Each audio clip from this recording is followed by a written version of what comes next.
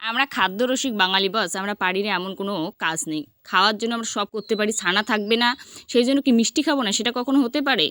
তো ছানা ছাড়াই তৈরি করব দুর্দান্ত স্বাদের চমচম মিষ্টি। বানানোর জন্য কিছুই না, রেশনের যে আটা থাকে সবার বাড়িতে নর্মালি, সেই আটা দিয়েই তৈরি করব।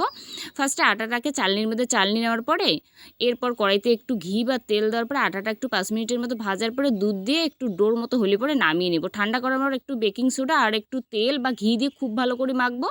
মাখলে দেখতেই পারবেন একদম সফট একটা ডো হবে। এরপর হাতের মধ্যে একটু তেল নিন বা ঘি নিন, নেওয়ার পরে ফার্স্টে অল্প একটু অংশ নেওয়ার পরে গোল্লা পাকার পরে এইভাবে লম্বা করে তৈরি করুন, একেবারে কোলবালিশের মতো। এরপর আর কি ছাকা তেলে উল্টে পাল্টে লালচে করে একটু সময় নিয়ে ভাজবেন, কারণ হালকা আছে অবশ্যই এই মিষ্টিটা ভাজা লাগবে, তবেই কিন্তু পারফেক্ট হবে। কালারটা যখন এরকম হয় তখন নামিয়ে নিন।